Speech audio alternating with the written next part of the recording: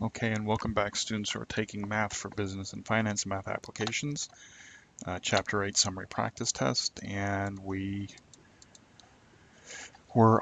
finished 6, now we're on number 7. And before I get started, I just want to kind of like point out that, um, you know, the formulas that we've been using is basically the selling price is equal to cost plus the markup, okay? And I had said to understand the concepts and then apply it to the situation.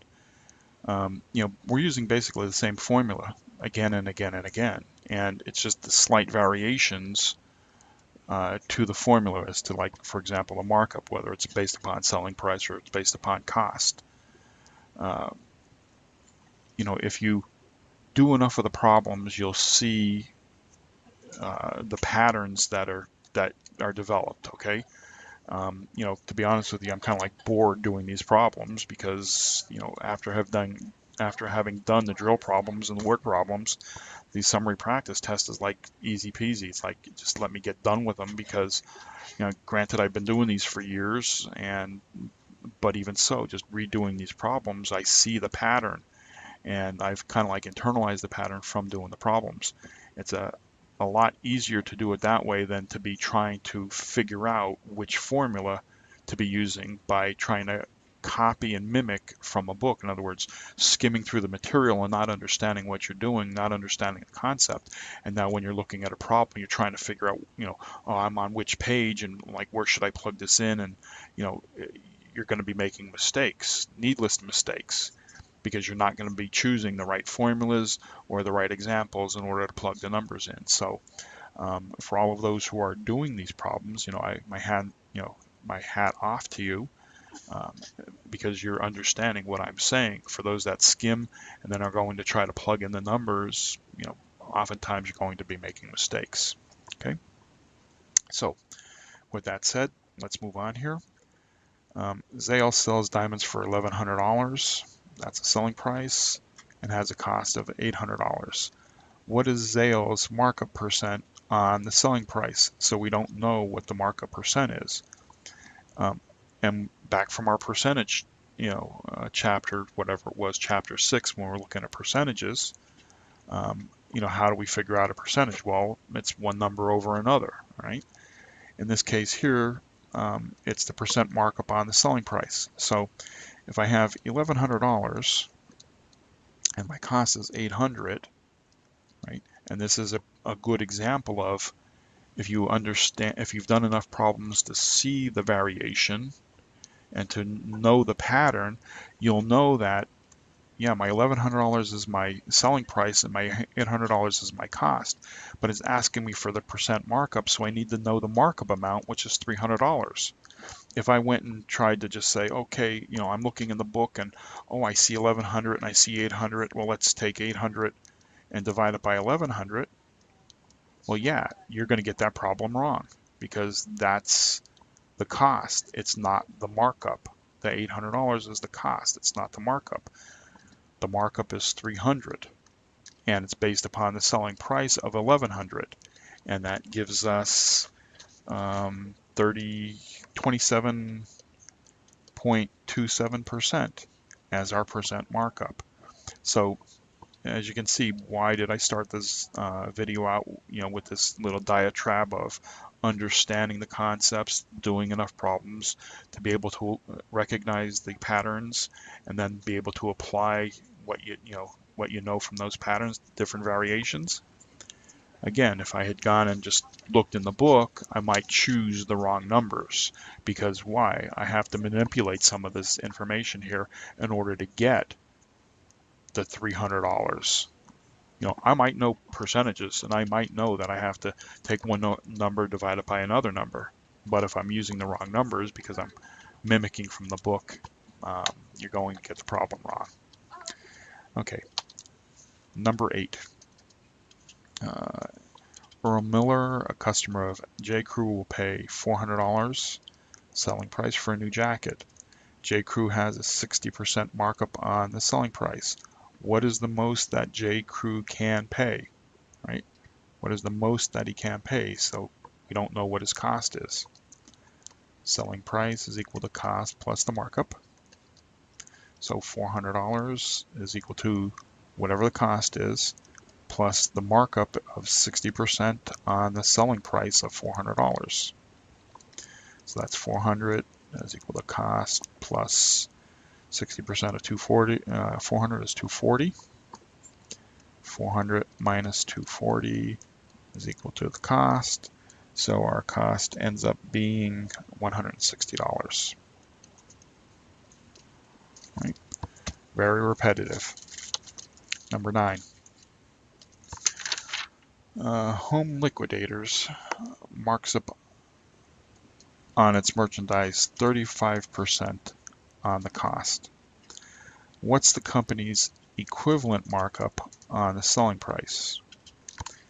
Okay, I'm going to take a moment here and go on another diatribe here.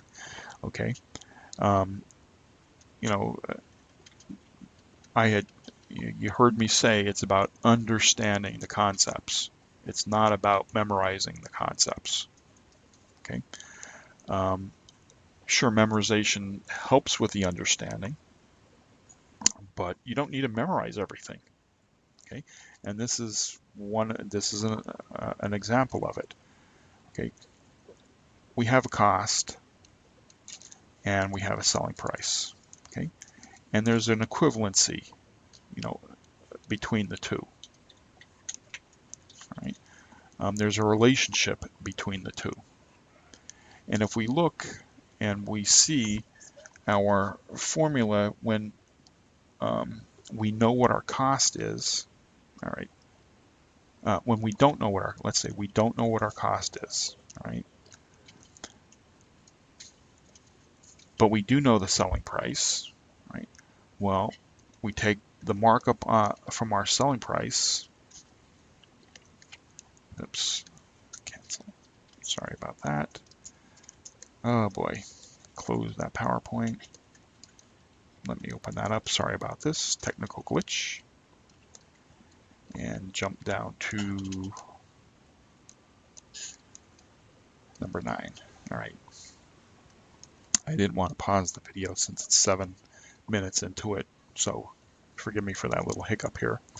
So I have my cost and I have my selling price here, and as I said, there's an equivalency here.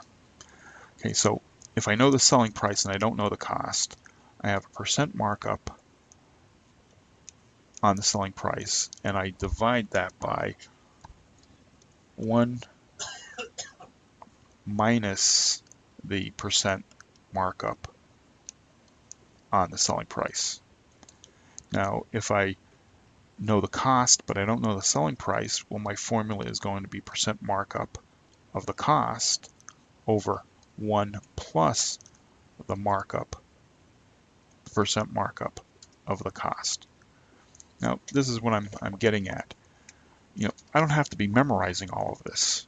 Okay, learning, the easiest way to learn something is to associate something new with something that you already know. And if you look at these two formulas, I mean, what's the difference here? Well, if I know the selling price, that means I don't know the cost. And if I know the cost, that means I don't know the selling price. Well, what's in the denominator, right? 1 minus the percent markup, 1 plus the percent markup. The numerators are the same, selling percent markup on selling price and percent markup on cost. So it's very easy for me to associate the thought that if I know, like in this particular case, I know the percent on the cost. So I know the cost, which means I'm probably going to be looking for the equivalent markup on the selling price. Well, if I know the percent markup on the cost, which is 35% of the cost, I know that goes into the numerator, right? And here's where the association part comes in. In the denominator, since I'm looking for a percent, right, I have one number divided by another number. I just need to know that it's 1 plus whatever that was, 35% of the cost. If I had the selling price, I would just need to know it's 1 minus, right? For the selling price, it's 1 plus, okay? And that's the way I associate it. So I don't have to be memorizing two separate formulas, right? I just need to, kind of think about and understand the concept between each other. I'm doing a percentage, so it's one number over another. And if I'm given a percentage, whether it's cost or a selling price, I know that goes in the numerator. And in the denominator, if I have the cost, it's 1 plus. Well, the opposite of the cost is the selling price. And since it's the opposite, instead of positive, it would be a negative. So it's 1 minus. And that's how I remember the formulas. I don't have to be memorizing each one and then trying to decipher the situation. Okay? So when I do this problem, I end up with 35% over 1.35. So that's 0.35 over 1.35 as a decimal. And then when I do the math on that, I take 35% divided by 135%. I end up with 25.9%. And that's my answer for, number 9 there. Okay, relatively simple. So let me kind of go back over that real quick. I know I might be beating a horse here, but with all of the scribbling, it makes, you'll see a little bit more of a practical application here based upon what I just said. Okay, it says I have 35% markup on cost, 35% markup on cost, right? And I'm looking for the equivalent for the selling price. Well, if I put the 35% markup on cost in the numerator, and I also know it goes in the denominator. Now the only thing that I really have to remember is that I'm going to add 1 plus the 35%. That's it. So 0.35 divided by 1.35, and that gives me my 25.9%. Now if this had said selling price instead, okay, let's say that said selling price, well then I would have 35% for the selling price. I'm going to put the 35% selling price in the denominator, and I know that's 1 minus. So I would have 35%, 0.35 over 0.65, and whatever that comes out to, let's see here, 0.35 minus 0.65, 0.35 divided by 0.65, that would give me 53.8%. Okay, remember this one is selling price, and this one here is cost. Okay, you see how that works? Okay, number 10. Actually, I'm going to stop and pick it up in the next video.